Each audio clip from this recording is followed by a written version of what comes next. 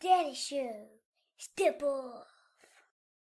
Come on, won't you say it loud? Ayo, we gon' turn this out. Tom Clark's main event. Dropkick now and powerbomb. Ayo, bro, let's bring this on. Hey, hey, what is up? Oh, Captain, my captain, show the stuff. Power slammer, suplex 2. Hot bitches just for you. Big breaker, cut a code red. Figure 4, hot times ahead. Since 2014, it's on. It's a 10 count, but stand up strong. Hey kid, no DQ. Strong style, chop, this is how it do. Tom Clark's main event. Tom Clark's main event. Tom Clark's main event. Tom Clark's main event. Hey, what's up, kids? Welcome back to the program. Tom Clark back here with you again on another Friday. I can't hear myself through the mask. We're doing Halloween, baby. What do you think, man? It's not much of a disguise, right? If you know the beard and you know my voice. Actually, my voice is a bit jacked up today because I'm struggling with a cold. That can be scary all by itself. Hey, man, thanks to everybody out there for tuning in live and after the fact. You are watching and or listening to Tom Clark's main event. We are a pro wrestling podcast, been in operation here since 2014. We're so glad that you joined us here today, kids. Means loads to us. And we've got a lot of good stuff to talk about here today. We are going to talk about, it's Halloween episode, yeah? So we're going to talk about some of wrestling's scariest stars. That's the deal today. This is going to be a very free-flowing, very open podcast. We open the floor at the very end. This sucker's going to be open to the whole time. Whatever you got, man, whatever you want to talk about, hit me with it, okay? Whatever it is you want to discuss, we got you, okay? So just let us know your scariest wrestlers, your scariest tag teams.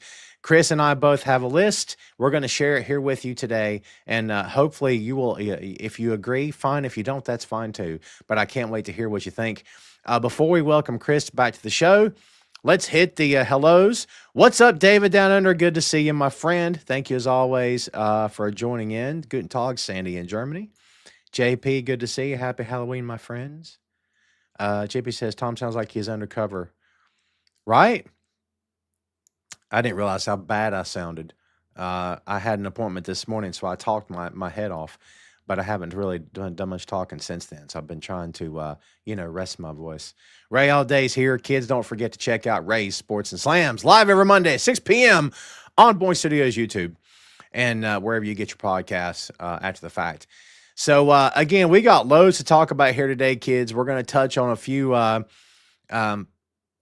current events and stuff, but we're mainly going to talk about, again, since it's Halloween episode here today, by the way, happy Halloween.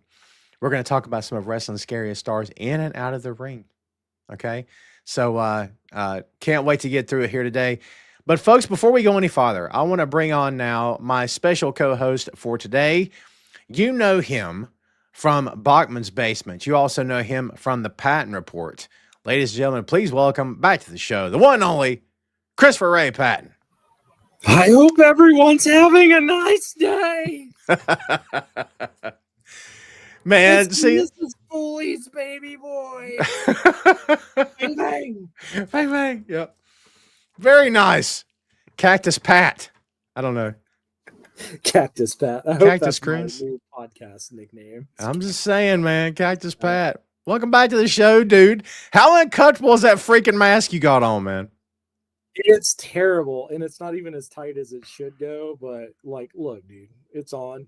I'm wearing it. And I'm wearing it in solidarity of your Halloween show.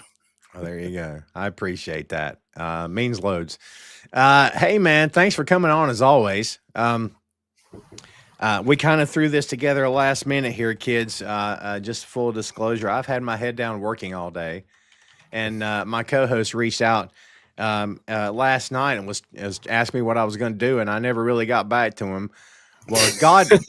Well, he got back to me, but not about shows, just about personal life. He's like, and retrospectively, he's like, I miss when my kid was younger and we used to go trick or treating. And I was like, I'm gonna watch horror movies and dick off all day because I'm off work. Yeah, well, it's true. And now he tells me he's going to go out of this girl he's been talking to. She's going trick or treating, and she invited him to tag along. I'm like, you don't have anything to wear? He's like, I don't care about that. I was like, all right, but he is 17, so Hey, go to the Dollar Tree and get something. Get one of those Right? little kids' pizza costumes and be like, pizza. Yeah. I did see a great one that was just a box, like a cardboard box that says "I'm a Gundam." Which Oh, that's good. I like that. is pretty good. You could, replace that with whatever. Please welcome to the chat, John. I have not seen you in forever. John Matthews is a local wrestler here in the Carolinas. I say Carolinas. We don't like to say that because South Carolina is very different, and John will testify to this. He's a local wrestler in the Carolina independent wrestling scene. How about that? John, good to see you, brother. Thanks for checking us out, man. I appreciate you. Everybody tell John hello. Sandy is correct, kids. Tomorrow, the tree goes up. Holler at your boy. I can't wait. I'm so pumped. I can't stand it. It's terrible. That's right, Stop. man. I don't care. Stop. Bring me the heat. I'll take it all. Are you kidding me? I'm here for it. We definitely have a good guy versus bad guy dynamic going on this one.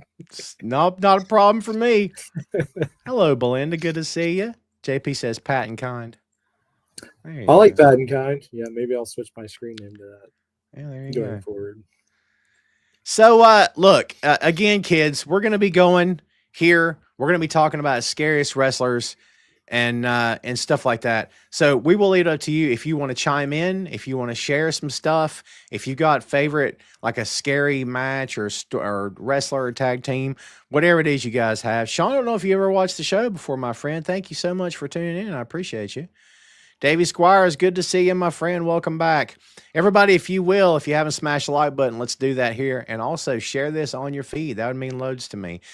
Well, Chris, since you are my guest and I'm your host, what's your pleasure? What is it you like to do? I'm going down a Blazing Saddles path there. Anyway, so let's start with you. Let's start at the bottom for number 10 in your list. And what have you titled your list, by the way? So I do have some people that I just think are just scary in general in the ring, and then I have mostly people that are scary outside of the ring. So I didn't have a title for it. We'll just call it Water Rush. I like that. I like that. Yeah. So at number 10, I got Roddy Piper. Yeah. Before he became really a legitimate professional wrestler, he was a homeless tough guy who almost killed a lot of people, and it was still very scary in the ring, including his hatred towards Mr. T himself. So at number 10, I have Roddy Piper. Roddy Piper is not someone I would want to make mad. I've met Roddy Piper, and this is back in 2012. He was a super nice guy to me, and I'm sure that's most people's stories. But like going back to before he became like a really big professional wrestler, there's a lot of bad stories about Roddy Piper and hitting people with bottles and breaking bones, etc. So he's number 10. Roddy Piper, even meeting him in 2012, his stature, his demeanor, even though he was being nice, is kind of terrifying. So he's number 10 on my list. That's a great pull. I saw a clip of him cutting a promo, and I think it was one of the Briscoe brothers that was standing there with him, and he took a beer. You've probably seen, he took a beer bottle and right against his forehead during a promo. And this isn't candy glass, kids. This is the real deal.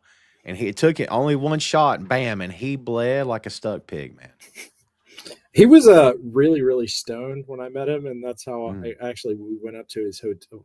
I get what's the statute of limitations on this? Depends on what crimes were committed. Well, there's no crimes committed. It was just weed Okay. smoking. So, anyways, we went up to the hotel room with Manny Fernandez. Manny Fernandez. Shout out to Manny Fernandez. He's going to be on this list a little later with a slash for who else I have on this list. But yeah, so went up there and he was selling robes or ring gear to this guy that I was with at the time at this 2012 wrestling convention, and he was stoned out of his mind. So the Roddy Piper I met is probably different than your everyday walking around Roddy Piper, but he was really nice to me. But yeah, he used to be a menace. So Yeah. He's number 10 on my list. Also, I just wanted to tell the fun story. I told Tom before I got on here, I tried to pick people that I had stories about as well. Oh, apologies. I'm gonna cough off mic because I'm telling you, man, I'm dealing with this crud today. Hey, man, that's a heck of a way to start off, dude. Let me throw my number 10 at you because I stuck with characters. I knew you were going this route, so I stuck with characters. Number 10 for me is Jake the Snake Roberts. And he's not scary in as much as face paint or he's terrifying or he's creepy, but just Jake Roberts in his prime, and everybody knows this. If you don't, for goodness sake, look up Jake the Snake Roberts. But Jake Roberts in his prime, the way that guy looked you in the eye, brother, he did the thing that every pro wrestler wishes they could do if they can't, and that is reach through the TV and grab somebody. And Jake had that ability. It was terrifying. I mean, when I was growing up, Chris, I mean, the promos he would cut. This is before he became face, of course, because I was, going for faces and heels when I was a kid. So, of course, but as a heel, he would cut those promos, and I was legit scared. I'm like, this guy terrifies me. Like, just chilling, bone chilling, man. Jake had something that very few people can have and wish they did. He was amazing. Yeah, I'll have to agree with you on that, Jake. Like the Cobra Strike on Macho Man and just his chilling demeanor whenever he delivered any kind of promo. It's his voice more than anything. This old Southern Mississippi sounding voice, the way he delivers his lines and stuff. There's something spooky about it, inherently spooky. And the snake thing worked perfectly. So, like that landed perfectly for him because he does sound like, and I think we did this on Exile Main Street. He sounds like, especially later on when he got more preachy, he sounded like a Southern snake charmer preacher kind of thing. It works. It's very scary. I find that more terrifying than like a Bray Wyatt or a Raven, where they're just ranting. Yeah. Both of those guys could have took some lessons to Jake the Snake. Get to the point. You got to wrap back around to the match at some point and promote it. Been saying that for years. Check out That's Wrestling Geeks Alliance. That's fair. Scott Larson, what's up, Scott? Scott says Kevin Nash's Oz has to be on Scary List. Are we talking about can't work, or are we talking about gimmick? I mean, Super Shredder was scarier than Oz, though, right? Tornado. We were going Teenage Mutant Ninja Trolls 2. Super Shredder himself. Yeah. JP said Jake had no problem throwing a snake on you either. That would scare me to death. Oh yeah, dude. What's up, Barry Jackson? When WWE did those road stories where Jake talked about how those snakes were treated and kind of like it kind of made me dislike a lot of that stuff looking back on it, because it's like, and anyways, they thought it was a bomb, so they just threw the snakes in the middle of the runway. That kind of stuff. It's like, I don't know about that. Yeah, his head was not in a good place. I would say the majority of his life. I mean, can't even blame Jake on that though. Like, no. Like, it's just anyways, I have a weird thing about that, but that's I understand. As a kid, it was definitely terrifying. Yeah. What's your number 9? Number 9, I have Terry Gordy / the Fabulous Freebirds, because that crew together in Texas, they were menaces. Yes, they were. Absolute menaces. There's so many stories you can read about the Fabulous Freebirds. Michael P.S. Hayes starting a bar fight and Terry Gordy ending all of the bar patrons in the room. So Terry Gordy is super scary to me because he was like, especially during that time period, early Terry Gordy, was like late 70s, early 80s, of someone you would not want to make, like Farm Strong, someone you don't want to make mad. He could throw you through 6 other people in the bar window. Something about Terry Gordy has always scared me. And then having Michael P.S. Hayes crap talking you the entire time. And not great. So that's my number 9. I don't know if it's a great number 9, but it's my number 9 because I don't want. No, I agree. Scary Strong is the best way to put it. Terry was, by all stories and all accounts, behind the scenes, he was a teddy bear. He was a great guy. And God, that guy could work. Like, folks, if you don't appreciate Terry Gordy, I'd strongly urge you to go check your YouTube. Man, Terry could work, Chris. I don't know, did he ever get his flowers in during his life? Because he should have.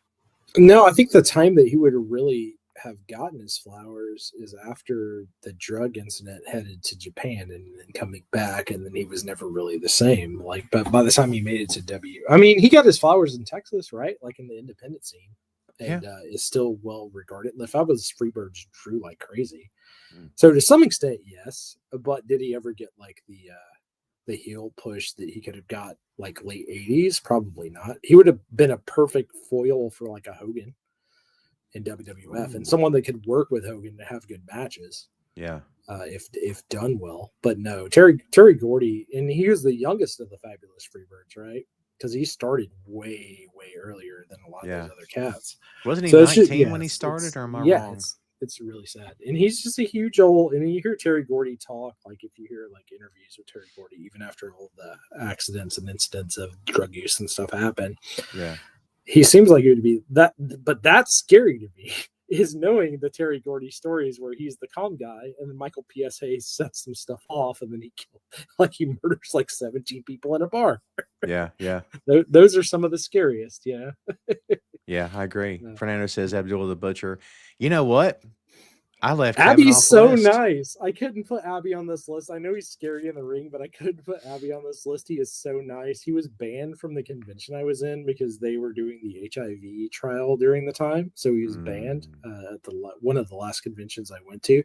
But he still came out, and he was outside of the hotel, like in the lobby, and he signed autographs for everybody for free. Oh, Just nice. to protest what was happening to him. Abby is so great. He had the Chinese ribs buffet here in Atlanta. So Yeah. while Abby is scary in the ring, I did some of mine based on your career and things that were happening outside of the ring as far as scary, because I've heard multiple stories about Abby, like Abdullah, being able to have a 60-minute match not hurt anybody because he's just going to do his bleed gimmick and stab you with a fork and just chops, and he doesn't really do anything that's that dangerous, whereas like a Stan Hansen might take your head off kind of thing. Yeah, in because he the can't ring. see. Yeah, because he's blind.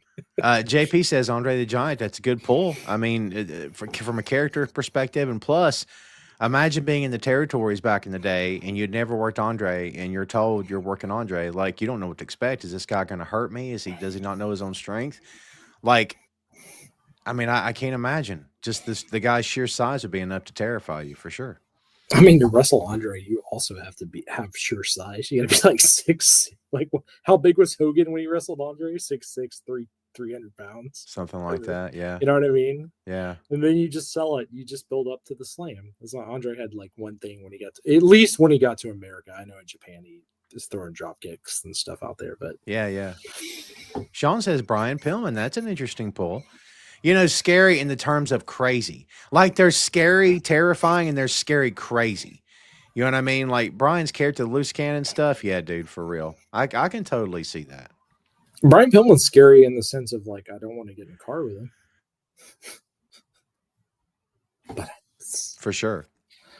No, I mean, Brian had like that after that knee injury in WCW, like he never really came back from that, and then he made a character out of it. It was scary. The gun thing, on, you know, as much hate as it got at the time, it's one of the most iconic moments of wrestling where he pulls the gun on Stone Cold Steve Austin. So as a character, I could see that being scary. You know, most wrestlers don't pull guns on one another. That's fair. You know what I mean? So that's a good pull. I think so too. My number 9, again, from purely character perspective, is The Fiend.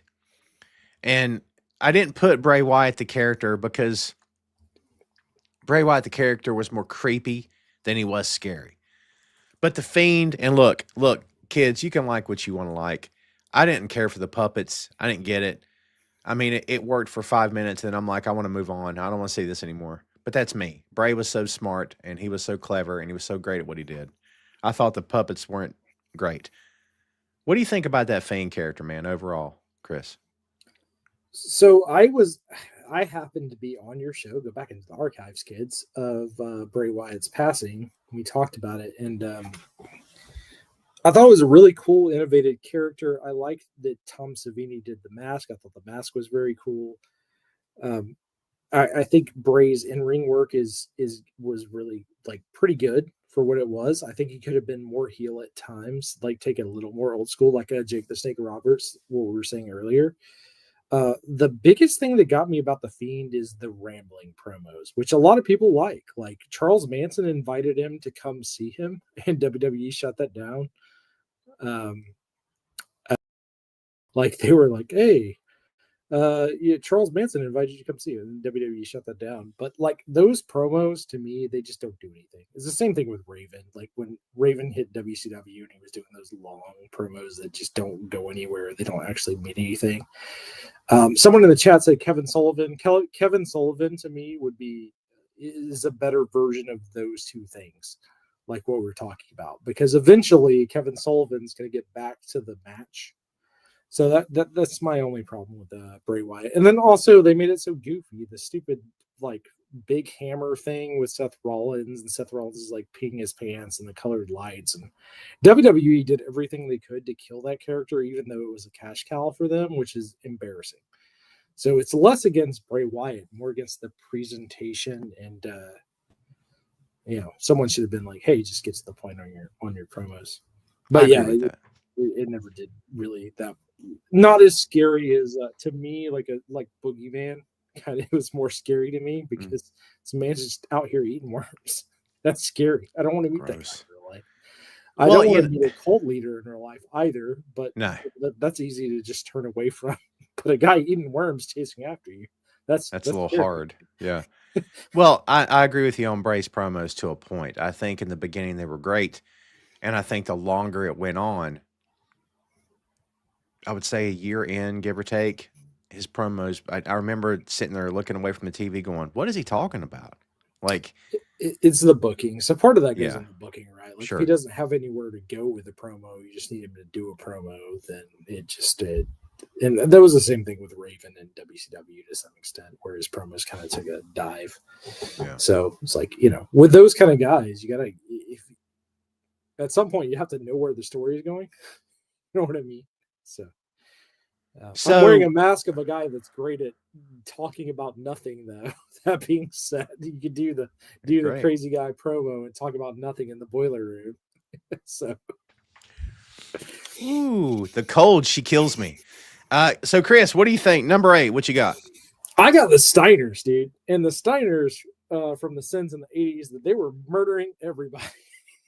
If you were a jar on a show with R.I.P. dude. That Steiner line, so stiff. Yeah. They wrestled exactly like the Road Warriors wrestled. Not as snug as the Road Warriors, but like, man, Scott Steiner and Rick Steiner as a tag team, if you're just like a random guy in North Carolina, it's like, oh, it's my big break. I'm going to go do this WCW taping at the Omni. Like, all right, you guys are going against the Steiners. You're like, awesome. That's going to be fun. The Steiners are scary. They're still scary, including their various children at this point. They're still scary. So number 8 is the Steiners, and that one is more just based on if I had to wrestle a match against the guys and take bumps. Steiners. That's why they're at number 8. This is going to sound weird coming from a guy that's a major fan of Hawk and Animal, but this whole thing with the Steiners, I never found it. This is not directed at you, Chris, but I never found it like funny or entertaining, because my thing is, I knew they were hurting people, and I'm like, I don't understand why this is okay. Like, dude, like AOP. Not that I'm comparing, but we've seen what happens when guys get in a ring and they're too stiff and they can't. They're legit like hammering. Like in this day and age, we call people out for that, but we're like, Steiners are legends. I don't care. Like, do you know what I mean? Yeah, well, the Steiners got better over the years. Like they protected. Very true. Yeah. Over the years, whereas like the Road Warriors were still the Road Warriors. Spoiler alert on the Road Warriors later on. So like, the Steiners, when they broke, like, because they broke in during this time period we were talking about, and they were like, we need a Road Warriors, but we need a phase tag team, and the Steiners kind of fit that. And like when they were doing suplexes and stuff, they were pretty safe. But like the clothesline, like they laid everything in stiff. Yeah. It would probably kill an average man. And it's okay to lay stuff in. AJ Styles be the first guy to tell you that he wants his stuff to look good and he wants to lay it in, and he wants the guys that he works to lay it in on him. That's always been his thing. AJ does not like going half-hearted. He just doesn't work that way.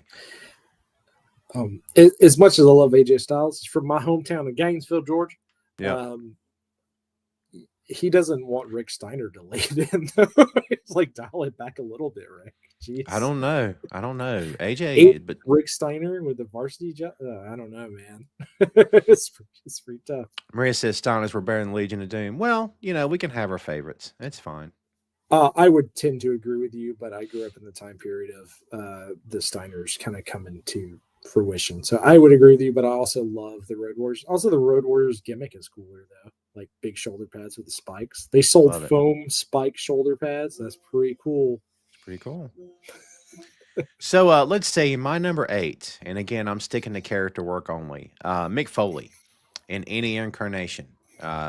Because again, it's not the terrifying Halloween kind of scary. It's psychological. It is, this guy's off his rocker.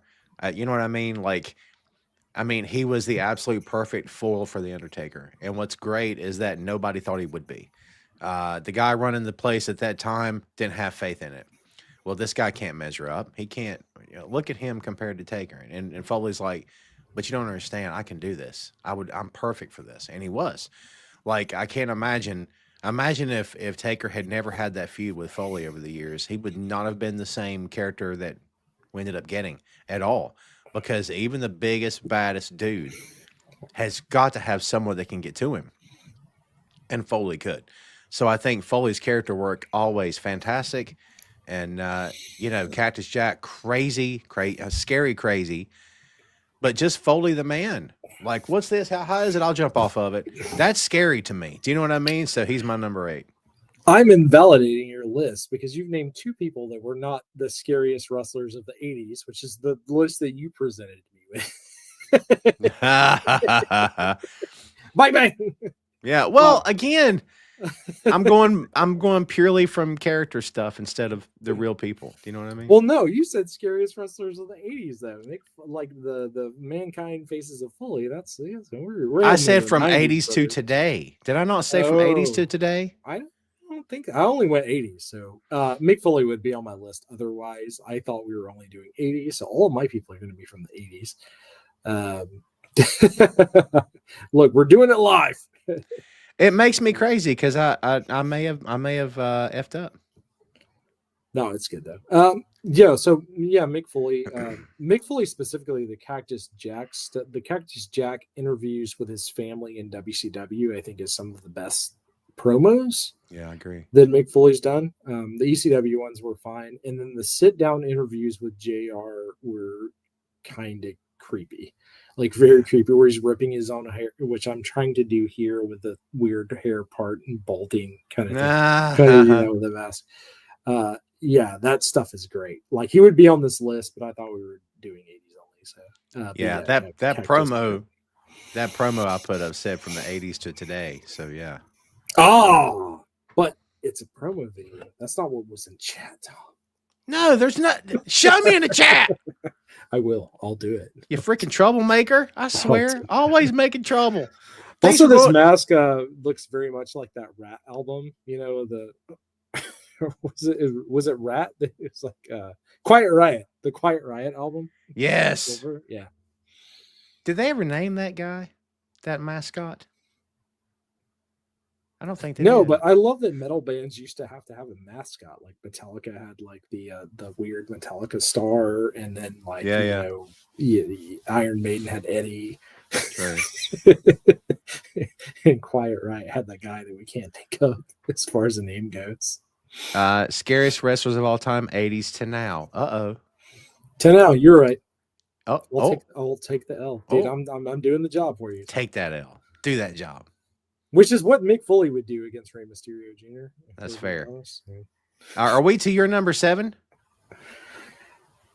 Yes, we are to my number 7. My number 7 is Hulk Hogan, which is the scariest thing that could happen to you in the 80s. He's a career killer, and he, also almost killed Munch from Law and Order.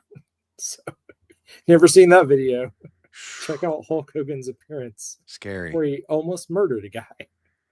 Yeah, he choked him out. You can hear it when he cranks on him. You can hear something. He didn't break his neck, but if you watch that, you can hear something. And I'm like, how do you not know you're putting too much pressure on his neck? Belzer sued him, but I don't know how much he got from it. Do you know? He said at one point, I read an interview with him. He's like, after all of that happened, he was like, it didn't affect my life because I bought a home in France. So I'm assuming that he made a lot of money during that time period. Yeah. But yeah, I like Belzer. I like Munch. I like I do Law and too. Order SVU Yeah. as much as the next people. But he did set Hogan up, and this is a different time period. And someone that was my honorable mentions which is Steve Williams, also on this list. They were still protecting the business a little bit, so Hogan choking him out was not surprising. But also, the scariest part about Hulk Hogan is that he's Hulk Hogan, and ask Sting how he felt in '97. is what I will say about. Ask TNA how good of business they did when Hogan showed up with Bischoff. Yeah. Hogan might actually be number one if we're doing to the 80s to current. I might move him up as the scariest thing in wrestling. Before anybody gets upset, these things weren't said after he passed. These things were said for years when he was here. So it's not like we have uncovered new information. I mean, it has always been that this guy didn't give back. And I'm not going to get into it with people, but like this idea of, well, he made the business time. Yeah, but he had help. He didn't work himself. He didn't work anybody or the broom. Guys put him over and made him look good. Guys who, in a shoot fight, Chris, probably could have rolled him up and pinned him, and he couldn't have been able to get out of it.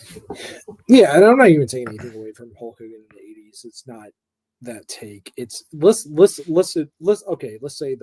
take out 83 to 89.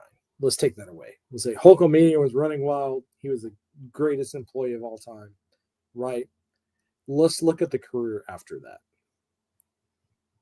Let's look at what happened in WCW. Let's look at what happened in TNA. Let's look at everything else. Yeah. Right. And then have an opinion on Hulk Hogan. I agree. Hulk Hogan is important, very important on the Mount Rushmore as far as like draws go for wrestling. Yeah. But he is also notoriously known as being one of the hardest people to work with. Like specifically, if you grew up a WCW fan, I feel like you have way different feelings on Hulk Hogan towards the end of WCW than someone who grew up in the 80s who loved WWF, for sure. And Sean says Andre put him over, brother. I would like to think in the multiverse there is a world in which Andre did not put him over because Hogan was terrified he wasn't going to put him over, and Andre didn't have to put him over. But that's the way they wrote it. According to Hogan, Andre weighed 6,755 pounds. They had to weigh him on an airplane scale. Yeah, and Hogan tore his back out trying to slam Andre. Minus the weight number I gave. All things that Hogan has said. This is another reason that Hogan is on this list because he also wrestled 378 days a year, Tom. Oh, of course. And Andre's weight kept getting bigger and bigger and bigger every time Hogan told the story too. Yeah. I'll tell you this, back in the day in the 80s in the wrestling mags, the weight listed for Andre in the top in the listings and the rankings was 525 pounds. And the wrestling magazines would typically add 30 to 40 pounds to make it sound better. So he was probably 490. Not that that's not big, but weights are different. at the famous WrestleMania match, they weighed him in at 600, which is fine. It's a gimmick weight, right? Like it was 630 or something, if I remember correctly. Maria says, but this has nothing to do with Andre. Andre had nothing to do with Hulk Hogan being. Oh man, I almost cussed so hard.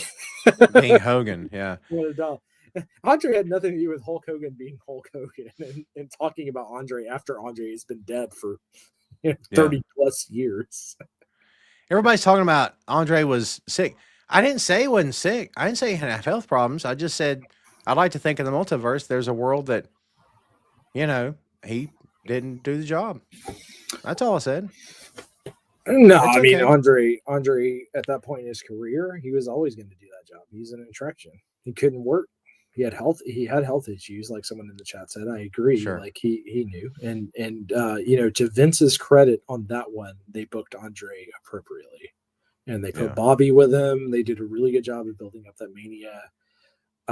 But to be fair to all the other territories, Hogan's not the first person to slam Andre, and also that story was already told. So just don't stoke up Vince that much on that build. It was done previously. Just sure. Heads up. I mean, it was done probably in Mid-South. Not Mid-South. What am I thinking of? What was the territory? Not Mid-South. Where DiBiase was. AWA. Wait, what are you talking about? Sorry. No, I forget the territory. It wasn't Mid-South. I don't think it was Mid-South. But Memphis? Was it Memphis? Maybe it was Memphis. I can't remember. But DiBiase. But I mean, Andre traveled. They did the Slam storyline in multiple territories, and for sure. It even happened in like Texas, so it's not. Yeah, it wasn't anything new. Vince did a great job of building to it for so long with all of the shows he had and all the television he had, and making Andre such an attraction. And putting Bobby with him was brilliant. Like, I'm not trying to take anything away from that, but also we're talking about like the most evil wrestlers. Andre's not on this list. Oh no, we're talking about Hogan here at 7. Yeah, for sure. Andre's fine. So my number 7. Oh, by the way, I got a story about Andre. I'll tell you off mic. I can't tell you on mic. Number 7 Sheik has a lot. Well, Sheik has a lot to say about Andre as well. Go listen to Papa Sheik talk about Andre, because Andre also not maybe the Andre that the fans love and know from the HBO documentary. Yeah. Well, this is not a bad story, but yeah, I'll tell you off mic. So my number 7, kids, is Big Van Vader. And again, for me, like, I forget what age I was when Vader came out. Remember, he used to wear the big mask that went over his shoulders and smoke blew out of it, which I thought was the coolest thing ever. And the only thing we knew about him was he was from Japan. And we heard it so often, I thought, was he Japanese? And then the mask came off. I'm like, he ain't Japanese. But, Tom, do you still have the donate a coffee or buy me a coffee? If everyone buys both of us a coffee for the next year, we'll be able to get those giant mastodon masks. Oh my God. Are you kidding me? Halloween episode. How cool would that be? The entire time we're talking. How cool would that be? I'd be here for that. Yeah. Don't think I'm not ready with a banner. Hold on. Bam, look at that. There she is. Don't think I'm not ready. But yeah, Vader, terrifying. Big, strong as an ox. Could flat out work. Again, like Gordy. I imagine Vader in his prime versus Gordy in his prime. It may not be the match that I'm thinking in my head, because they're two equally big guys who probably had better matches with smaller guys because it was a different moveset. But Vader, that character, was just, again, that I can't even say he was crazy. I can't even say he was like terrifying, but it was just his intensity and his brute strength. And I'm not even talking about the ECW stuff, but even after he got there, of course. But wait, am I thinking of? I might be getting mixed up with Bigelow. How did I not get Bigelow on this list, by the way? Anyway, Vader's my number 7. I mean, Bigelow is terrifying just because he's big, but like he was a safe worker. Oh, for sure. Whereas Vader was stiff. Yeah. But again, like you peeled back the curtain. He's also a big softy, though. Shawn Michaels made him cry. Yeah. Vader.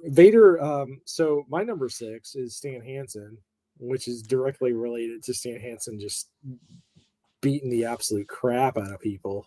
Yeah. Vader included, one of the few wrestlers who knock someone's eye out of their socket, which is Vader and Stan. Yeah. You could put Vader or Stan here when they were in Japan, because they were very, very stiff against each other.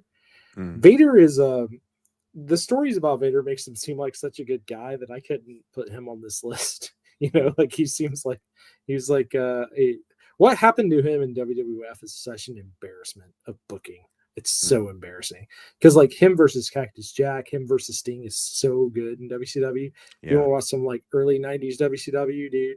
Vader versus Sting, Vader versus Cactus Jack. Great. good storytelling, great matches. He gets to WWF. It's awful. Yeah. It's awful. So, and then he became a real estate sales agent at some point. It's in the Wrestling with Shadows documentary. So, like, I don't know. Vader's just kind of like misunderstood to me. So I could put him in this list. But Stan Hansen's known as just beating the crap out of people. So I wouldn't want to work a match with Stan Hansen. If you drew that on the card, you know. Blind as a What a bat. guy. Blind as a bat. Couldn't see anything. You know, again, I won't go back to the Steiner thing, but again, like, you know, there's snug and there's not being safe. And when you're told this guy hits like a brick wall, also he's blind, well, then I'm not working him. It's not like if you're a wrestler, you should be able to take a punch. You should be able to get to getting stiffed. But when you're told this guy can't see, then you're gonna effing hurt me, and I'm not working you. You know what I mean? I agree with you, Tom, and that's the difference between New Japan and All Japan at that time period, though. Very, very true. Very true. It's strong. That's the strong style. Yeah. It's the difference. Like Terry Funk's not out here getting close like by Stan Hansen that hard. Right. Yeah. Good call. You know what I mean? Like, yeah. It's, very specific to the style that they were working at that period of time. And yes, Vader's eye in that match was gross. And Vader is definitely intimidating. The Mastodon mask, him coming out, the squashes he had on his Japan runs, insane. But yeah, he Vader's great. I just, you know, we're talking about the scariest people in wrestling. Vader is like a big teddy bear. He's a super nice guy backstage. So I could put him on this list. Yeah, but again, you're backstage. I ain't backstage. You know what I mean? You know, we were doing a crawl. I asked you beforehand. I did ask beforehand. I'm in front of the camera. No, I like that we had two. I like that we have two sides. Robbie, you're right about the ear thing with Foley, but that was not Funk. That was Vader. So yeah, that was Foley got caught in the ropes, right? So that was like a weird accident. That was not like with Stan Hansen. He just clotheslined Vader so hard and missed him. He just hit him across the head and his eye popped out. This is a little different. Like the ropes were too tight on the Foley spot. He was trying to do the skin the cat, like caught in the ropes and then drop out. And when he dropped out, his ear ripped off. Yeah. Which is still dumb. Why are the ropes that tight? They don't need to be that tight. I think there's footage of it somewhere. Yeah, it's gross. It's great. Yeah. I can't. I've seen it one time, but that was it. So my number 6 is Abaddon, because ladies got to represent. Ladies can be terrifying. I've dated a few of them, but Abaddon is. I'm sure that if you said who's responsible for makeup, I'm sure it's her. I got to tell you, man, when she first hit AEW, I'm like, I had to turn my head. I'm like, this is fantastic. She looks amazing. Like whoever, again, I say whoever, it was her that was behind it, I'm sure. But man, they did a fantastic job of her presentation. Didn't do a fantastic job in how they ultimately handled her, which wasn't great. But in the beginning, Chris, I was like, man, different. How many times can you look at a pro wrestler and say different? It never happens. So I thought she brought something unique to the table. Was she the best wrestler ever? Maybe not. But again, she was different. She had a presentation. You know what I mean? I thought she was great. She really needed that booking that the Hardys had with the Broken Hardys back in early TNA. Kind of with like if they would have done something like that. And I know some of that was Billy Corgan. I can't remember. Was it Jeremy Borash? I can't remember. The guy works for WWE. Borash, yeah. The Broken Hardy stuff. Like she would have benefited from that so much in AEW, the way that he kind of writes stuff. Rosemary's great, by the way. I saw that chat. Rosemary I like better than Abaddon. So if it was my list, I might put Rosemary there. But yeah, that Broken Hardy stuff, and I think they could have done something similar with Abaddon, especially because the Hardys were there when she first showed up. They could have done something very interesting with that, but you know. My number 5. We're gonna get straight into number 5 here. Jimmy Superfly Snuka. Oh yeah, good call. Yeah, and this one is more of a personal one for me because I grew up loving Jimmy Superfly Snuka. You grew up on wrestling. My grandpa loved Jimmy. It's one of those things where he was a superhero to a lot of people, and even the guy that I'm wearing the mask of, you know, like. And I met him and he was super nice. And like, I gave him a light with my Zippo. We smoked cigarettes together. We drank beer together. He only drinks Budweiser. He worked for the Budweiser factory. Little known fact: Jimmy Snuka loves Budweiser, specifically the red label Budweiser, original Budweiser. And then after all that happened, and I didn't know this, and I probably should have, being a mark back then, I guess, and like kind of doing interviews and stuff. I should have maybe have known this controversy, but I feel like it was really buried until like 2014, 2015. And it started popping up, and the trial happened and all that stuff. And I was like, so the scariest thing about him was that I talked to this person who seemed like the most wonderful person ever, great time, fun person, but he was a murderer and an abuser. So he's number 5 on my list for that. Yeah. That was scary.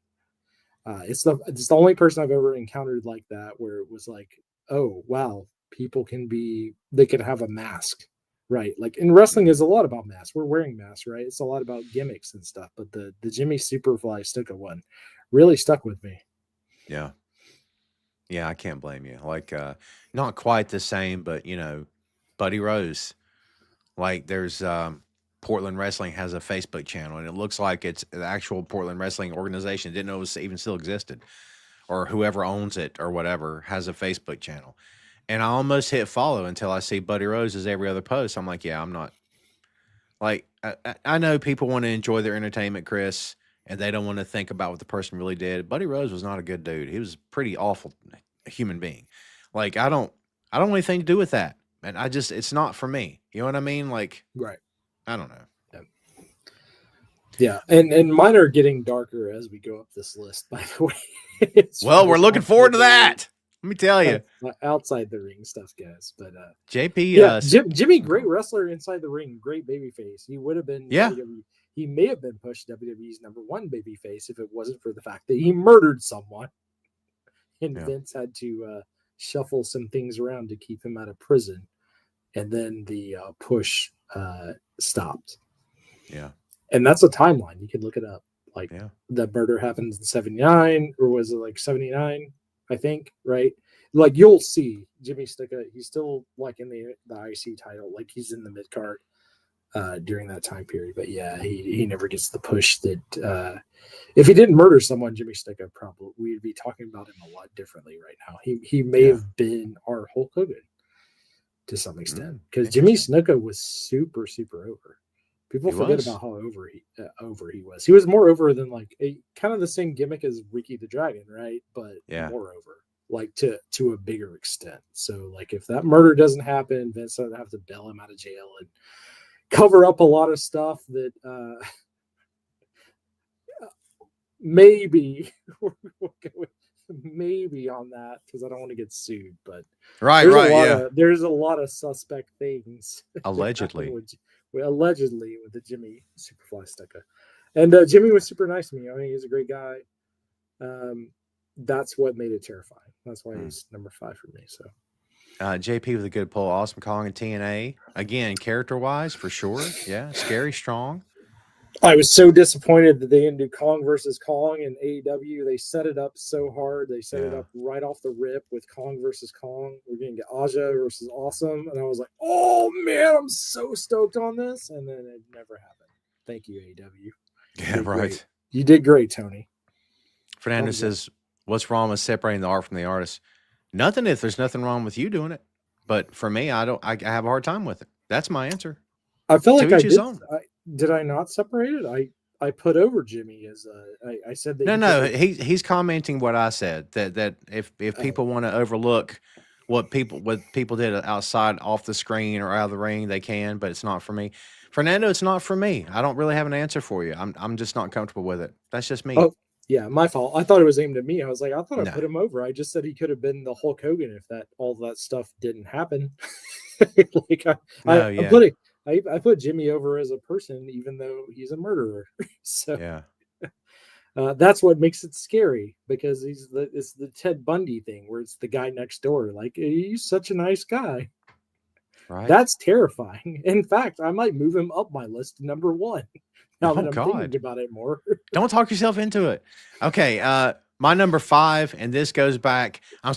My top 5 are the ones that as a kid, I'm talking growing up as a fan, as preteen, and into early teen years. The Great Kabuki absolutely scared the crap out of me. That long hair, that weird face paint, his body was not in great shape. Remember in NWA, he had like a gut, and I think it was scarier that he wasn't in great shape. You know what I mean? Because he wasn't. In other words, I have a chiseled body because I'm on a poster, and then you put face paint on the guy. Well, maybe it'll work, maybe it won't. As long See, as you're like not, with Kabuki and Muda both, I was like, that's awesome. That's who I want to be. yeah. So I wasn't necessarily scared. I was just like, they look awesome. From I wanna Muda, be yes, those but not for guys. Kabuki. Kabuki scared the crap out of me. For both, I was like, that looks awesome. I want to Yeah. go to school like that. Well, because they tried to pass Kabuki off as Muda's dad, which was, Weird. Yeah. it is what it is. But no, he terrified me. Kabuki, I couldn't. Muda, when I first laid eyes on Muda, I'm like, oh my God, this is the coolest thing I've ever seen, because he was doing the handsprings and the that snap elbow and the elbow drop and stuff. I'm like, Yeah. I've never. Holy cow, this is great. Do you know what I mean? Dude, So- the Shining Wizard is like a setup finisher or a finisher is like one of the best. And now that people just use it as a transitional move, it makes me so mad. Right. It makes me so Well, it's but yeah. yeah, I get it. Times the era changing, as Bob Dylan would say. But it's the old story. It's the old story of the super kick used to be the finish. I mean, it's true. I kind of like that only Shawn Michaels can get a win off of it, though. So He must be the only one executing it properly. Yeah, well, he's loading the boot. That was back in the day. When he's part DX, they were like, he's cheating. He's loading the boot. For Now you're people talking- that used to believe wrestling was real. Now you're talking Thunderfoot right now. Yeah, he's Thunderfoot. You remember that? That's why he stomps his boot, gets the lead down to the bottom. So Yeah. when he hits him in the chin, which would have been great if they would have told us that in story of him cheating. Well, they did. But- They did. They They just said he was loading the. Yeah. They said he was loading the boot. Yeah, we had Gene Ligon in a company I worked for a bit. We brought him in, and greatest guy, nicest guy ever. Not a carny at all. You know what I mean? Talked to all of us like a regular dude. Was very respectful, and he was a veteran, so he could have been a jerk. He wasn't. He was awesome. And dude, he would tell stories in the locker room in between the matches, and every wrestler we had was over listening to him because his stories were great. You know what I mean? Of course they were. How could they not be? So yeah. I wish I was there. That sounds like a great time. Oh, he would. I really liked the guy. He had a second career as a referee after he stopped being a wrestler. So he stayed in the business for a good long time. Let's see. Who's you're number 4? Is that who we're up to? I'm number 4. I got number Who you 4 is the Invaders. And the Invaders, their whole rough shot over Puerto Rico, including the murder of in their locker room of Bruiser Brody. And also the aftermath with Manny Fernandez, who we talked about a little bit earlier. I said I was going to get Manny Fernandez. There is a Manny Fernandez drop on Invader 3 on the chest where he almost killed the guy. And still to this day, there's a debate on whether that's a shoot or work with the vomiting of blood, etc. If you haven't seen it, go check it out. When I met Manny Fernandez, he said it was a straight shoot. It was revenge for Brody, but it's also Manny Fernandez. So take it for what it is. But if you watch it, if it is a work, it's one of the best of all time. It is one of the best of all time. It looks super sketch. He puts his knee directly into the abdomen. Like there's multiple stories about how you could do what Invader 3 did, but the Invaders in general, they would have people buy into their territory and then steal their money, which is what happened to Bruiser Brody, and then he got stabbed to death, which makes them number 4 on my list. Yeah, I've seen that clip, and I think it's a work. I don't, because in my head I'm like, you have no reason to go to the top rope other than it's showtime, folks. Like if you really just wanted to hurt him, flat out stomp him. If you could get that result from the abdomen, stomp him in front of everybody. Why go the top rope, make a production of it? And then when he It's- came but off, his knee lays it barely in, touched him. though. Like he lays the knee in, dude. I don't Like, know, man. I don't it's know. such a product. Like, check it out. Oh, like, because I am still on the fence on whether it could be just because I talked to Manny about it, but I think it can go either way. I am on the fence about this because Manny never worked Puerto Rico again after that. So that one is fun to talk about. Go and watch it. There's lots of this is a back and forth argument for even the hardest of wrestling fans. It's hard to watch. What happened? It's a tough one. So the work idea is that he drank a bunch of vodka and chicken blood beforehand, so that when Manny hit the knee, he would have this reaction. Yeah. That is the common theme of this, but then you have a man that's wrestling with vodka and chicken blood in his stomach for like 5 minutes before that happens. So it checks into. Anyways, it doesn't matter. The Invaders were pieces of crap. They would sell things that they didn't really own and then stab people when they tried to get their money, which is what happened to Bruiser Brody. Yeah. And then get off with it because the Puerto Rican government sent court notices like after the trial had already happened. So it's a disgusting thing. It is. I will say Dark Side of the Ring did a decent job of covering it if you can get over Tony Atlas talking about feet. But there's look up, like, if you look up the original Wrestling Observers around that, that's probably your best source for it. But yeah, it's crazy. Fernando with a great pull. The original Sheik. I didn't even include him. That's a great pull. Great pull for sure. Maria says, "Was the murder proven?" She still owns Snuka. Or, yes. or is she talking about Maria? Are you talking about Bruiser? Yeah, I mean, with Jimmy Superfly, yes, it was like he lost a lawsuit. His family lost a lawsuit on that, and then he was going back to criminal trial, and they said he couldn't stand trial because of his health, and they died before they could put him on trial. I remember that. So, I mean, it's as proven as it could be. Brody, I mean, Brody was never confirmed, right? It was whispers mostly. Like, was it ever? He didn't stab himself. Well, no, of course not. Right. And there's a avalanche of evidence that points to the Invaders in general.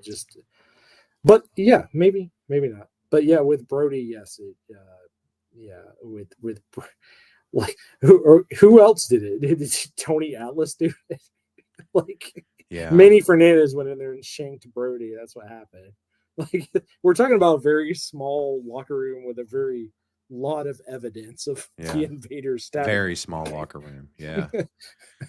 So, I mean, whether it was proven or not, it couldn't be proven because they sent the witness notices after the court date. So, like, half the people that could have pointed the Invaders of being in the shower weren't there on purpose.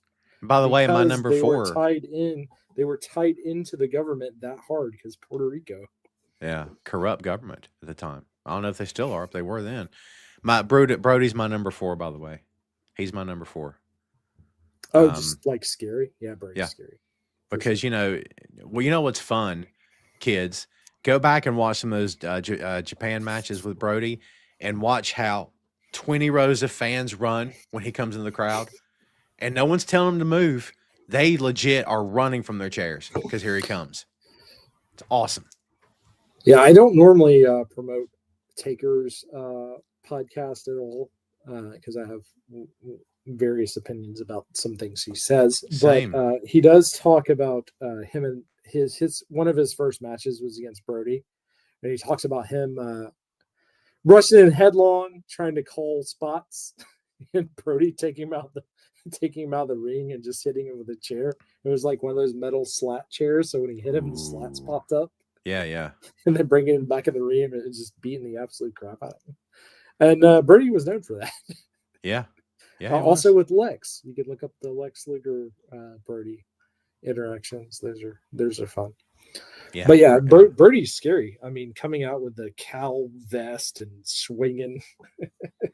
Yeah, he's a scary guy. I almost put Ox Baker on this list That would have been because good. I get the same kind of vibe from Ox Baker and Brody to some extent, minus Ox Baker's finishers, not I mean, Ox so, killed a guy with the heart punch, didn't he? Or was that he urban did. legend? Urban legend. They also Yeah. said the Undertaker killed the man with a heart punch when he was Mark Ellis. Oh. So I love that continued on with the you hit somebody in the heart, they die. Yeah. I thought that was real as a kid. By the way, I was like, if anyone messes with me, I'll punch him directly in the heart. I guess if you get it was not true, guys. the right Don't guy do on the that. wrong day, that dude might stroke out. It's possible, I guess. But, Yeah, if they already have arrhythmia, something. I said the right guy on the wrong day, didn't I? That's what I meant. You did say that. Hey, number 3 for you. What you got? Tino Bravo, Please say why, because I already know it. Say it. huge coke dealer and member of the Cortone family. Notorious troublemaker. Yeah, just look up Dino Bravo. We don't have enough time to go over this, but Dino Bravo in general, outside of wrestling, was a mob made man. He was not a good guy. And yeah. The stuff you don't know, kids, if you don't know it. Yeah, he I wasn't aware of a lot of that because I'm sure he was everywhere like all the guys were back in the day, but I knew him from WWE. I didn't, or WWF at the time. I didn't really know him from another company. I mean, what kind? He was never with Crockett, was he? Or was he? Am I wrong? I know he worked some. I think he worked mostly. If I I'm pulling. So we're talking like Midwest and Canada is where Daniel would have been working, and then WWF brought him in. And AWA, that's right. Yeah. AW is like is that Midwest? Is Minnesota Midwest? We consider that is Minnesota Midwest? I don't know. Well, it's up there where it's cold and they play hockey. So yeah, considering that Midwest for me. Okay, I was gonna say, does automatically qualify as Midwest? That's good. Yeah, so they're in Canada. But yeah, like because the crime family he was under was in Canada, so it's kind of it's a weird guy. And WWF for a long time was trying to replace a huge Italian icon, and they never figured it out. So yeah, hey, that's a good pull. Yeah. I know you mentioned him earlier. You said that he was a sweetheart, but Abdullah the Butcher is my number 3. Because, again, as a kid, I'm watching him, and I am just – the guy's got what looks to be a freaking stick, and he just, and the juicing and everything and the way his head was carved up. Again, as a kid, I was like – I never saw him live, and I had no desire to see him live because as a young man, I was absolutely terrified of Abdullah the Butcher. And it wasn't like – I'm an adult fan and here's what I think. All that stuff wasn't around for me at the time. I was bought in. I was completely bought in. Now, as I got older and started understanding what it was a business and it wasn't what I thought it was, if I go back and watch Abdullah matches, I'm like, kind of a one-trick pony. Do you know what I mean? All due respect to him, but but you can't argue, Chris, that the guy made money and he got booked all the time, and he was a fantastic heel, a great heel, dude. I was gonna say, like, if the one trick's put in the right place, it doesn't matter, right? Because like you watch a lot of Abbey matches, and they're very entertaining, even though they're brawl matches, but they're entertaining the entire time. And then when he pulls that fork out of his shoe or wherever he has that thing placed and starts stabbing people, you're like, oh man, that's usually towards the end of the match. Yeah. Then he loses, he goes to the finish. It's great. He knew what needed to be done, right? Like that's magic in itself. Like, so we were like the last episode I was on with you, we were talking about, John Moxley trying to drown a man in an aquarium. Versus, Abby just needs to pull the fork out in 45 minutes, do a 60-minute time limit draw. Right. You know what I mean? Like if the rest of everything else looks good and makes sense, then everything that happened before it doesn't matter. People remember the entrance, they remember the beginning of the match, and then they remember the end of the match. So Maria says bushwhackers. I disagree, Maria. I say sheep herders before they became cartoon characters. because Chris, in the territory, sheep herders were violent. They were vicious. They were bloody. They were insane. Like, they were shot in the arm for Crockett when they came in, because you're like, I've never seen anything like this before. They were brutal, is the word. Sheep herders were a bloody tag team at the time. Yeah, that was so that's when they were also doing booking for Jerry Lawler's territory, right? Maybe. Yeah, they I don't know, man. But the Bushwhackers thing kills it. Yes, yeah, for sure. Abdul Bobby. in the Yeah, chair. for sure. Scary. Abdul in the chair for sure. Because again, if you're a kid of a certain age, you don't know it ain't real. But Come also down here and say hello. WCW years later will ruin that with Come down you here. know. Everybody say hello to the boy. Hey, are you on the way? Is she back yet? Take the dog out before you go, please. Please. Don't let the cats out. Let me know before you leave. Okay. There you go. Make the boy do chores. So is he on the way? What now? Yeah, is he Molly Crewing? Is he on the way? Oh. Oh, sweet. Man, I totally gone. Remember head cold. I'm blaming the head cold for that. Totally missed that. JP says Dino worked the Mid-Atlantic portions and held Jim Crockett's version of WA tactic with Tim Woods. Oh my God, how did I forget that? Yeah, that's what I thought. So that's Midwest. That's what I would consider Midwest. Right? Tim Woods, Mr. Wrestling. So yeah, that's okay. Wow, man, long time. If you're outside the Mississippi River, you're Midwest to me. Who's your number two? Number two is the Road Warriors. And the Road Warriors, I'm pretty sure that they killed people in Japan. The Yakuza just covered them up. So the Road Warriors as a kid, I was not scared of them. I thought they were on my side. But if I was on the other side of the fence and I had to face the Road Warriors, that is the scariest thing of all time. Even their promos are scary. Like, come out to Black Sabbath. They're just murdering people in the middle of the ring. They're scary. Road Warriors legitimately, and I want so bad for them to put two big dudes together and have them have a Road Warriors tag team in today's age. I've talked about it so many times, but the Road Warriors were so great at just scary. Like, you're like, oh man, that guy died. And sometimes maybe they did. They're on here for me too, but in a little bit. Yeah, here's what I'll say about, and I said this before. I think had they stayed in AWA or had ended up in another promotion somewhere else, maybe they don't have the legacy they have now. But they get to NWA and they're doing the Iron Man thing, of course, and they're doing their bum rushing the ring, and you can barely get 4 bars out of that Iron Man tune, and they've already won the match. But like, which is awesome, by the way. Yeah, right.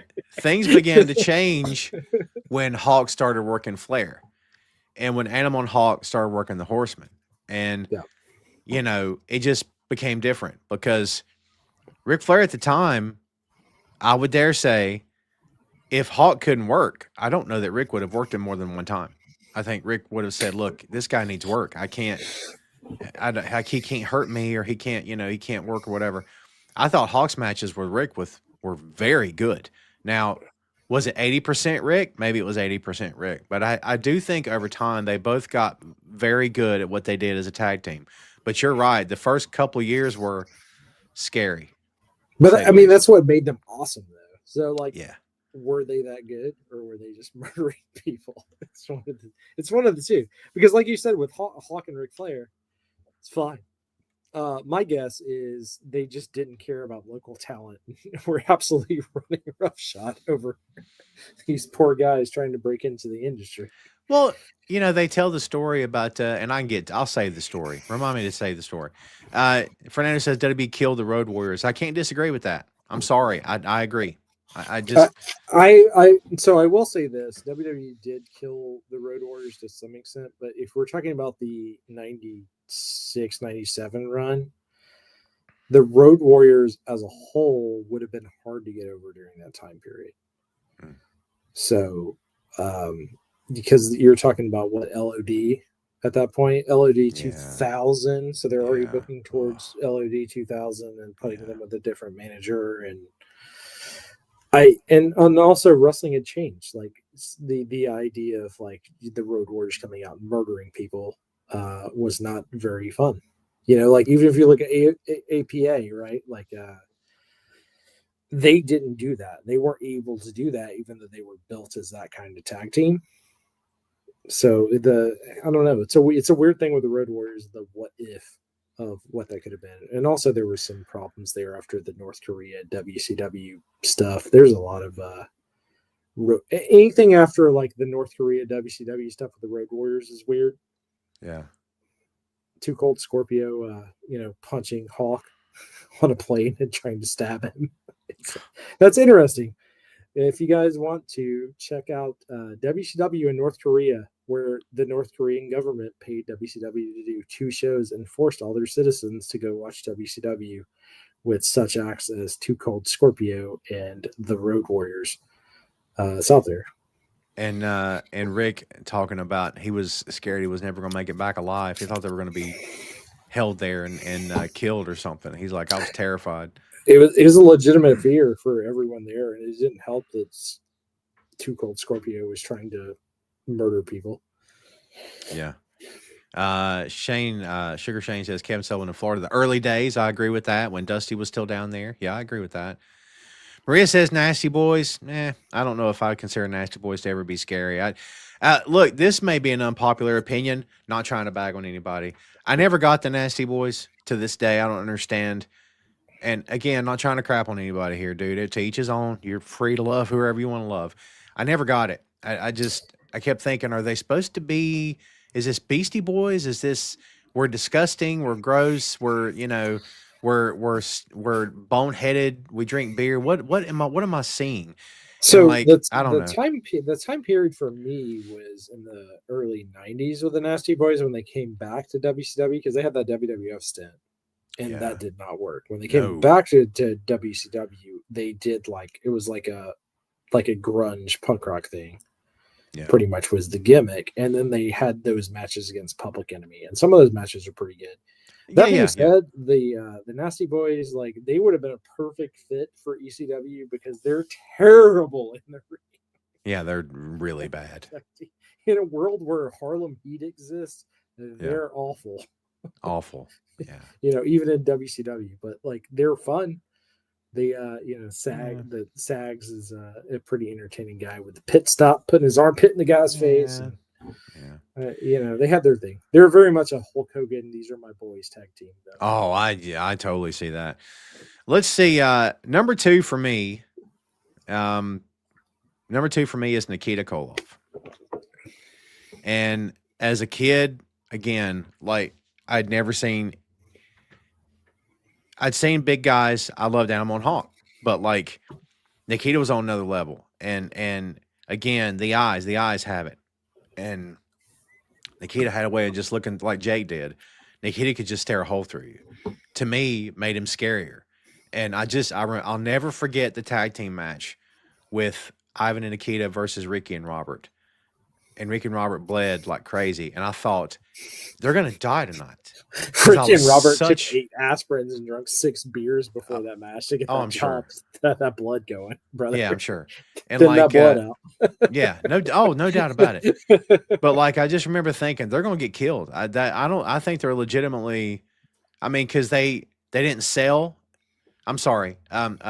They sold like crazy, which even made the match better, of course. But they ended up winning that match, which was a great finish. But as a kid, I was like, I cannot believe it's over. It's over. And Nikita was scary as crap to me. I mean, the night that he turned face with Dusty to this day is one of the coolest things I've ever seen on a pro wrestling show. And I said that years ago on YouTube or somewhere and said, for me, it was the biggest pop I'd ever heard. Or it was the biggest pop I'd ever heard or whatever. And somebody in the comments said, not even close. I'm like, so you're going to tell me what the biggest pop I ever heard was? I thought yeah. Personally, you're wrong. I have reviewed all of your watching history, and I know that is not decibel. Dude. Anyway, people are weird, man. I will say one of the biggest pops I've ever heard was the Hardy Boys coming back at that WrestleMania recently. Yeah, not big. that long ago. That was a huge pop. And I predicted that one. So wrestling was excellence. big. Check that out. Old shows. If you want to watch old wrestling review shows, it's out there for you guys. It was big. That was a huge pop. That is one of the biggest ones I've. I mean, Hulk Hogan and The Rock. That was massive as well, for both entrances. And the first time they stood in the ring together, that was like monumental as far as a pop goes in comparison to and also it's the building, right? Like if it's an open air building, a lot of noise is going to escape. That's such a weird thing to talk about. Yeah. Well, again, like kids, the stories you've heard about Nikita are true. They saw him in a Gold's Gym, and he was in the ring the next week. And supposedly he didn't want to do it, but Crockett's like, we got to get this guy in the ring. And he learned on the fly and learned as he went. And I think Nikita ended up being very good. But yeah, you can see in the first that Ivan was carrying the bulk of the matches, and Nikita was just like throwing the Russian sickle, doing the strongman thing. But yeah, for me, terrifying. So. Fernando said Stone Cold had the biggest pop for me. And I will say Stone Cold on a weekly basis had the biggest pop of all time there for like 2 years. Him coming back for that match against Bischoff, remember, was massive. Yeah, Stone Cold in general, anything he did was he could be off screen and it would be the biggest pop. It's like, oh, he's gonna throw the Rock's title into the lake. Biggest pop of the night. Stone Cold is on a different level than a lot of as far as popularity during that time period. It's like it's so weird to go back and look at those. Like I know a lot of people have rose-colored glasses for the Attitude Era. There's a lot of bad, a lot of terrible wrestling during that time period, but like Stone Cold was not one of those. And when he shows up, the crowd lets you know. It's crazy. Austin could open a bag of Doritos and get a pop that time. It was crazy. Yeah, it didn't matter. It's insane. And if he hit like The Rock with like the My Way promos heading WrestleMania, like the promo package itself being played on the Titantron got pop. Like this is weird. The 90s wrestling, because of The Rock and Stone Cold, is like what is easily the biggest boom in wrestling. It's not even a question. I know people are like, well, it wouldn't exist without Hogan. I was like, yeah, but Hogan was never as big as Steve Austin or The Rock. If you're looking at ratings and how many people viewed the product and how much money they made and the fact that it became a publicly traded company, et cetera, et cetera, et cetera. Yeah, Rock and Stone Cold. That's it. Well, we've come to the moment. You're number one, sir. What do you have?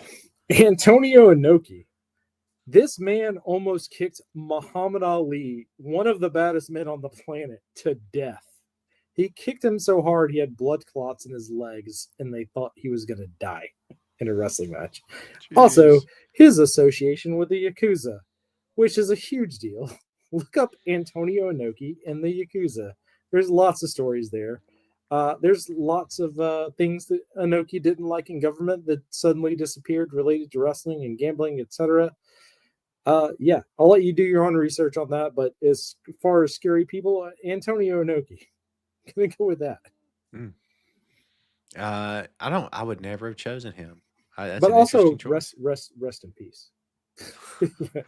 I mean, I love how you did all that and then say, by the way, rest. I love Inoki, man. Like you can't. But if there's gonna be someone on this list I'm scared of, Inoki for sure. Yeah. I might disappear not even knowing Inoki if I make it mad. Yeah. He's one of those. He was one of those cats. He didn't want to be in that match with Ali, right? That was the story. He didn't want to do it. And no, so he was fine with doing it. He wanted to work a match, right? Like, so they were trying to figure out the rules, and then they had a set of rules, and then they kept changing them. And kept, like on Ali's side, they kept changing them. They kept changing them. So it left with Inoki being able to kick. So Inoki just started kicking the crap out of Ali. Well, this is the match where Inoki just laid on his back, and Ali didn't know what to do. Yeah. Yeah. And he just kicked the crap out of him. Yeah. In his legs. And Muhammad Ali almost died, which is unfortunate because Muhammad Ali is a great wrestling fan and big Gorgeous George fan. That's half of his gimmick. That's half his gimmick. Yeah. But yeah, it's a weird match to watch. It is. Undertaker's number one. It's not even close for him. I can respect that. Did Undertaker scary though? He spent most of his time as a babyface. Maybe the whole urn stuff and, I don't know. I mean, Taker tombstoning Hogan like way back in the day and putting him in a body bag, but that's like early 90s. Yeah. Well, look, my number one is the Road Warriors, my scariest wrestlers of all time. And, even though they turned face and they were face for a good long time, I would say the majority, but I still thought they were scary, even when I loved them growing up. But, like, when they turned on Dusty, I'm like, yeah. Like, Dusty was my guy.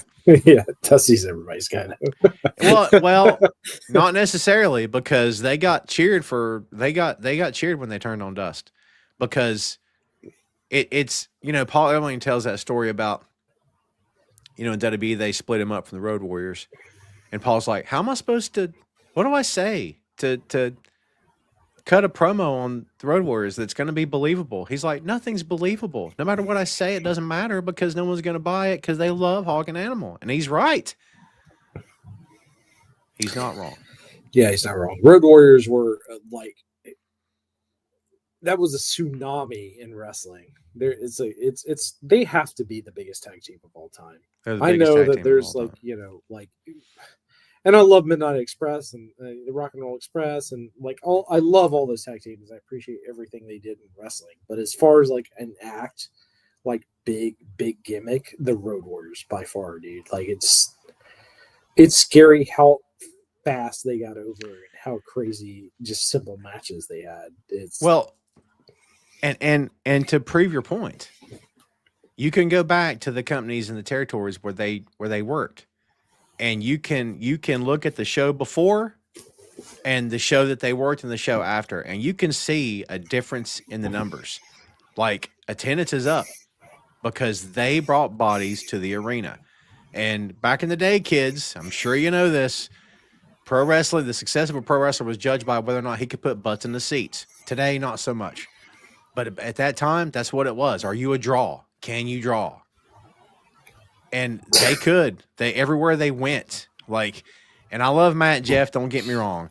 But Matt and Jeff getting tag titles wherever they go, to me, is not the same as Hawk and Animal getting tag titles wherever they go. I think it's two entirely different sets of metrics. Do you know what I mean? Well, it's also the Road Warriors could legitimately beat up most of the people in that company, kind of thing. So it's a little different, especially the way the Road Warriors are booked. But the Hardys were booked like Midnight, Rock and Roll Express, right? It's the same idea. Michael P.S. Hayes being there and being like, "Hey, we're gonna book you like the Von Erichs," right. That's the Hardys. Matt's gonna go in, he gets his butt kicked for a long time.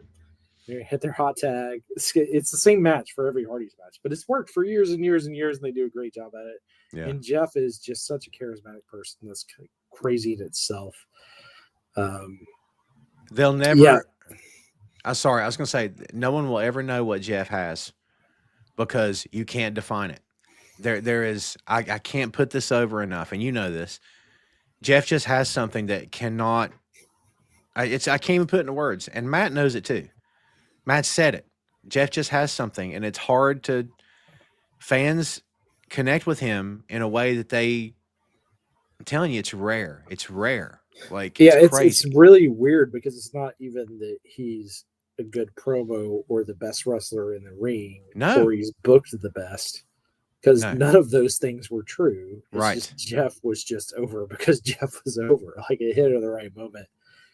I hate to do that comparison, but it's the same time period. It's like Limp Bizkit, right? It's hit at the right moment, and people are still like, ooh. Yeah, like that. Yeah, I can't compare Limp Bizkit to the Hardy Boys. I'm not a fan. I'm sorry. Okay, well, Deftones, whatever. It hit right, it hit at the right time, and it just has always been a thing.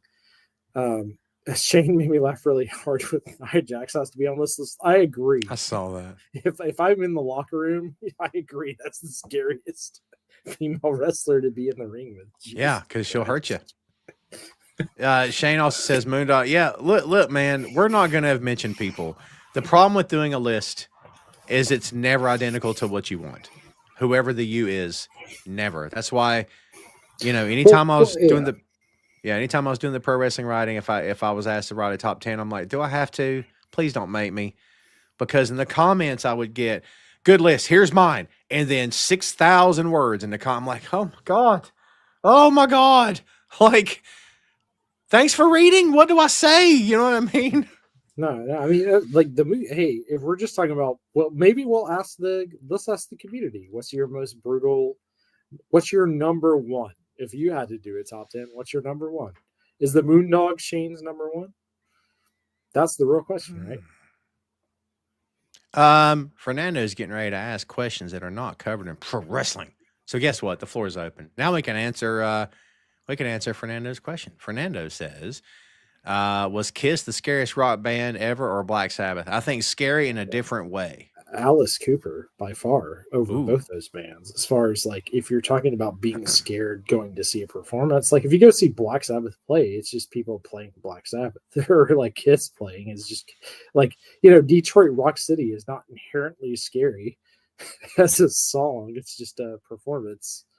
But Alice Cooper, it's he has a song called Dead Babies. They can't take things off the shelf. And then he gets his head cut off with the guillotine. So I'm going to go with Alice Cooper on that one. Oh my God. Yeah. It's hard to disagree with that. Ray says EPMD or crisscross. There's no planet on which I would ever pick crisscross over EPMD. It is not possible. So my former roommate Griff went to school with one of the members of Crisscross at the Atlanta Institute of Music as a producer, art. Super nice guy, but not even close to the level of EPMD. I don't know why this is a question. Oh, well, Ray likes to switch it up. He likes to switch it up. He's putting you on your toes. Pete Rock and CL Smooth or the Fugees? Fugees. It's not even close. Once again. I mean, to you, I love Pete Rock and CL Smooth. More than the Fugees? Yes. Oh, wow. Okay. Yeah. You know what? I don't care. You know what? Now we're just going to start a wrestling match. It's my show. Come on now. These are my records. Don't you ever touch my stereo. I like CL Smooth just fine. Fuji's like that album, specifically that first album, is just, it's brilliant. So. Let's see, Adam Cole. This time, the store is a pet supply store where you can get any supplies for your pet or food. What would you get? I don't know. I think my animals need new beds. If he also said you can invite a friend, would you please call me? If you want to hang out at a pet store, you're welcome to. Later, one to get dinner, which included barbecue ribs, fries, and a cold glass of water and a slice of. Yes, absolutely, for sure. Yeah, sounds good. Chris is like, yeah, ditto. Yeah, I mean, like, I don't know. I prefer pumpkin pie myself. Song of the South, sweet potato pie, and I shut my mouth. Sweet potato pie. There you go. Shane says Joe LeDoux was his number one. He cut himself on live TV with an axe. That's pretty darn scary. Well, I mean, it's just dumb. That doesn't make it scary for anyone else. So if it's only scary to your own body, then it's not scary really that scary. It's scary for Shane. Maria says Freddy Krueger or Jason. No. Yeah. So I'm going to answer this. The answer is they're dumb because they're both demons, right? Like they're unkillable. So them fighting each other makes no sense. So I'll go Michael Myers because he's not in this feud with Jason and Freddy Krueger. It makes no sense. I gotta tell you, man, it makes no sense. Jason slept in the middle of a lake for 20 years at one point. Yeah. He's like Aquaman. Was like Aquaman down there, had a little undersea kingdom with the trident and everything. You think? I don't know. See, I think Tom, if you look at horror movies the way I look at them in their ridiculousness, it won't be as scary for you. It's like the fact is like, oh, he's a little boy that drowned, but then he lived underwater for 20. Well, technically, his mom drug his body out, which was he died as a child, but now he's a full-grown human. Are you suggesting? You see what I'm getting at? It's like if you look at it like that. No. But yeah, the answer is Michael Myers. Watch Halloween instead of no. Are you suggesting that Jason lived in a pineapple under the sea? Yes, he did. Oh, he lived in the middle of a lake under a boat. And then Jason one time got tossed off by psychic energy, and also the kid from the Goonies that also plays guitar. I can't think of his name. The actor. Feldman. Yeah, Corey Feldman once put on a fake mask of Jason's face and looked at Jason, and then Jason had a heart attack, and they threw him back at the lake. So Jason as a character, we're gonna at least as a character, like Freddy is better because he has good one-liners, but like Jason as a character, also Jason in Manhattan, he just straight has a fist fight with a guy at one point. It's kind of man. So good. Tom Savini's great, though, by the way, as far as like makeup artists and stuff goes. Tom Savini's great. To answer Fernando's question, Hellraiser or Candyman? Also RIP. But Candyman's way scarier. Robbie says, tonight I'm going to trick-or-treating at a local mall with some housemates, and tomorrow the local Lubbock, Texas company Rampage Wrestling goes back to Abilene with a show that includes a dog collar match with Rampage title. To both of you, what is your best dog collar match ever? There's only one answer to this one. I'll take it. Don't even talk. Don't even talk. There's only one answer. It is Roddy Piper versus Greg the Hammer Valentine. Moving on. If you say I'm wrong, you are wrong forever. Dude, Greg is the nicest guy of all time, by the way. Who said he wasn't a nice guy? No, have you ever met Greg? I interviewed him years ago on the show. Yeah, he's so nice. When he showed up in AEW and he looked like he was a member of Death Row Records, was the greatest thing of all time. He started photoshopping him into Death Row Records. So he's such a good dude. I got to interview him, and I got on the phone with him, and everything I asked him was one-word answers. And it was like, yep. He was in a bad mood that day, I guess. Oh. No, he was very nice to me. But like I eventually, because I'm like, oh my God, it's gonna be a long hour. What have I done? So I eventually got him talking. But he was very cool, and he talked a lot about his dad. Like he was a kid, like he was still a kid. Talked a lot about his dad, how much he loved his dad. And he said something, I'll never tell you what he said, but he said something that kind of sounded, it was maybe off color that maybe he shouldn't have said. And he said at one point during the interview, would you mind taking that out? And I said, I'm not here to burn anybody. I'd be happy to take that out. So I took it out. And he said something, it just kind of came out. But at the end of it, he thanked me for the interview. And he goes, thank you. It was a great interview. I appreciate your time, and you have a great day. Very matter of fact. Me sitting with Greg, he ordered a salad with no salad, but all of the ham and eggs stuff. It was like a Cobb salad. Protein. Only the protein. Yeah. That was my memory of him. And then Greg Neidhart sat with him. And Greg is like a Falcons fan, which was really, really weird.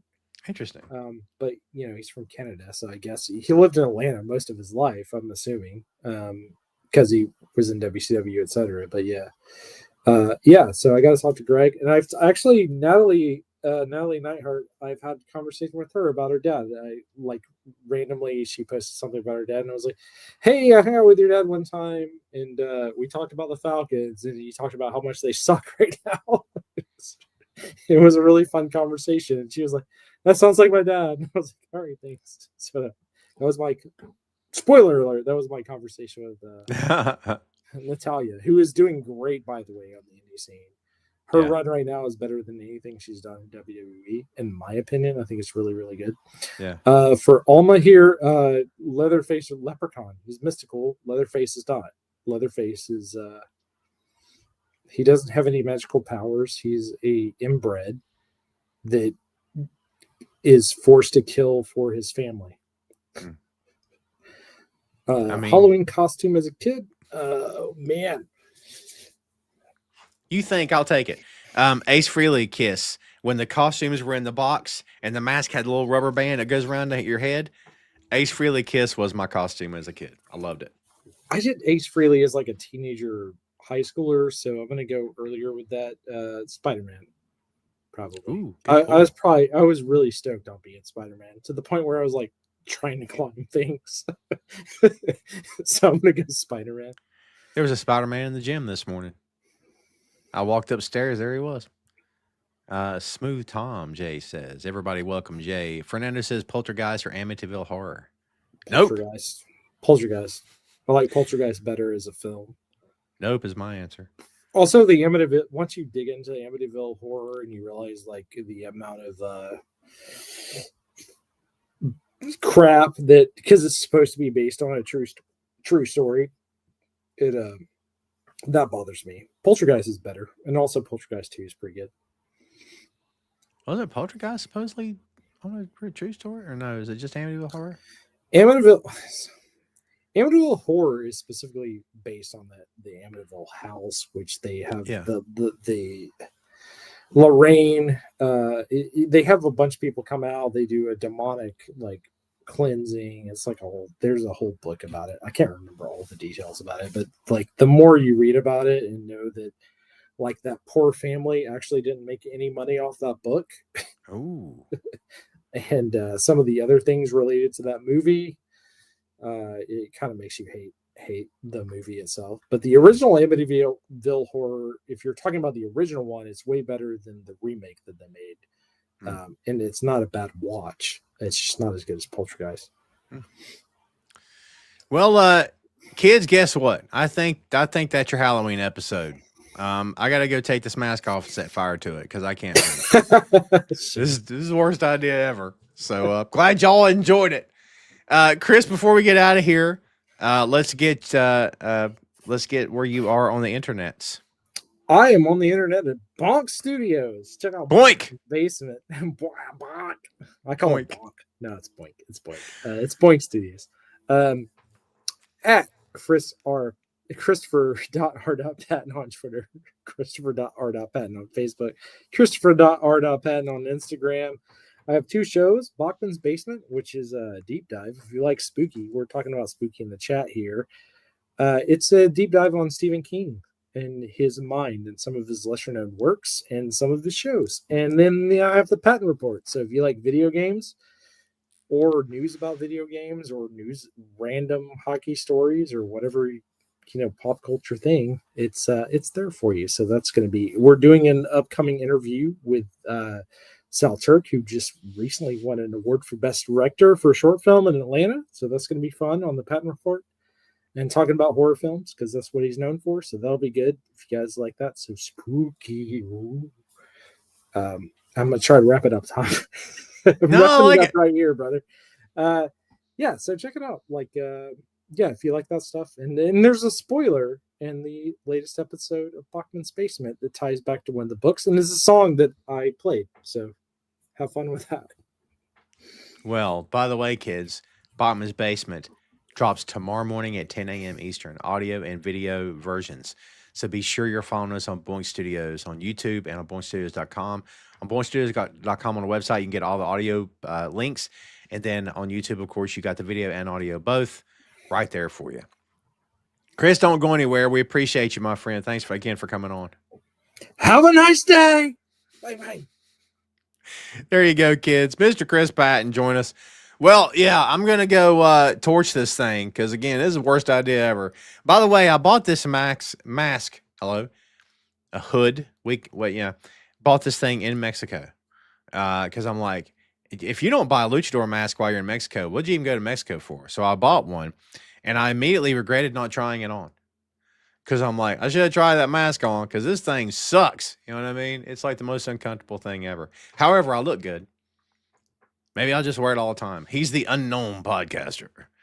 The unknown podcaster. I couldn't pull this voice off when I don't have a cold. It's pretty cool, right? All right, kids. Well, that's all I got for you. Go out there and trick or treat, man. Get some candy.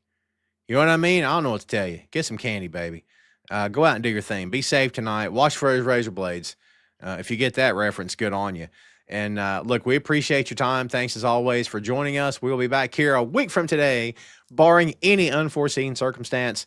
And again, as always, kids, thank you so much for hanging out. Remember to check out boinkstudios.com, Tom Clark's Main Event, Tom Clark 6 and Podcast, Bear Moda Podcast Review of the Bear, Bachman's Basement, The Patton Report, and Ray Dean Sports and Slams. Look at that, baby. I do go to the gym. Huh? Come on now. Thanks again for watching, kids. Episode 400 is coming up in 2 weeks. Don't miss it. We hope you'll be here. We're going to fill the room up. Hopefully, y'all will be here to join us. That's all I got, folks. Thanks again for watching. We'll see you next time, kids.